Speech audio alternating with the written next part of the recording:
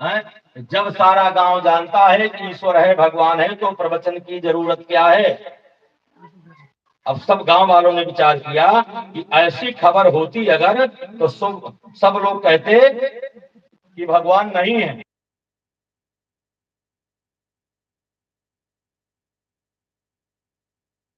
फिर बुलाया जाए और सब लोग मिल करके बाबा से मना करेंगे कि ईश्वर नहीं है। फिर योजना बन गई गांव वालों की। सज्जनों, अब जब दूसरे दिन की तैयारियां चल रही हैं, रात में गांव वालों ने सब मंत्रणा कर ली, सारा जो है नाटक रच करके तैयार कर दिया बाबा को ना में जवाब देने का। अभी जवाब हाँ में था कि ईश्वर है, अब दोबारा की कथा में दूसरे दिन की तैयारी है ना में। सज्जनों, ज्यों ही बाबा आए, व्यासपीठ पर बैठे, महात्मा ने प्रश्न पूछा, बोलो ईश्वर है या नहीं है? अब तो मंत्रणा हो चुकी थी। सब लोगों ने एक स्वर में कहा, एक ही आवाज में सब लोगों ने कहा, ईश्वर नहीं है। ईश्वर जो है नहीं है। बाबा ने कहा, भाई तो कल आप लोग कह रहे थे ईश्वर है, आज कैसे स्वर बदल गया आप लोगों का कि भगवान नहीं है, ईश्वर नहीं है? कल आप लोग कहां थे? सज्जनों, ईमानदारी पूर्वक कहते हो कि हाँ ईश्वर को दिखाई देना चाहिए, अब आज ना कह रहे हो।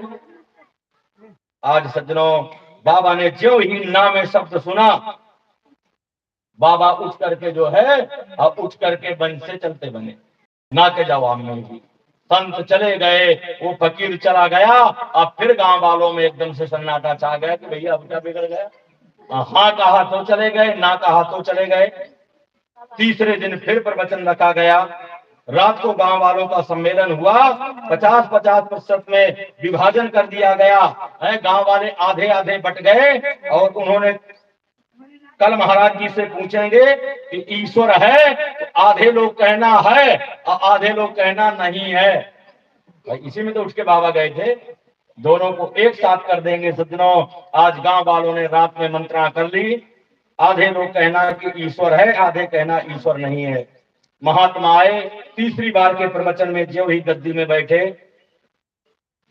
ज्यों ही संत जी आए, आधे हाँ आधे ना, चारों ओर शोर मच गया। उसी समय लोगों ने से पूछा कि बताओ ईश्वर है? आधी पार्टी ने कहा हाँ, इधर से आवाज आई ईश्वर नहीं है। तीसरी बार बाबा उठ करके मंच से फिर चले गए। जब हाँ ना दोनों में जवाब मिला, अब गांव वालों को सज्जनों बड़ा आश्चर्य हुआ। जब गांव वालों को आश्चर्य हुआ कि फकीर चले गए, अब तो हद हो गई। सारा गांव उनके पीछे लग गया।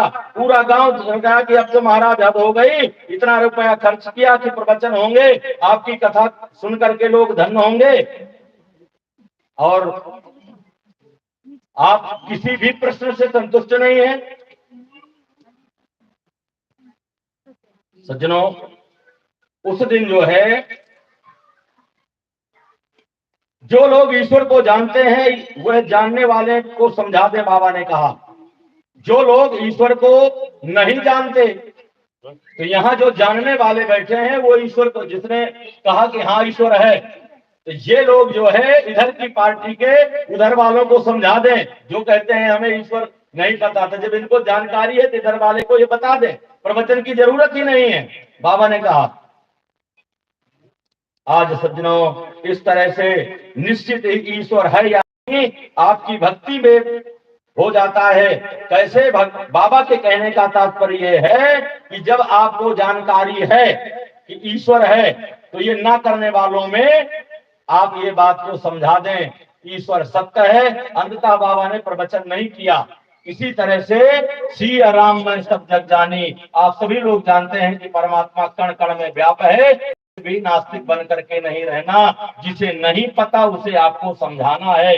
बाबा के कहने का तात्पर्य यह है कि जब सब आप लोग जानते हैं, क्योंकि जो श्रोता वक्ता ज्ञान निधि कथा राम कहे गूढ़, कथा सुनाने वाला ही विद्वान नहीं होता, सुनने वाला भी विद्वान होता है। गूढ़ कथाएं होती हैं भगवान की।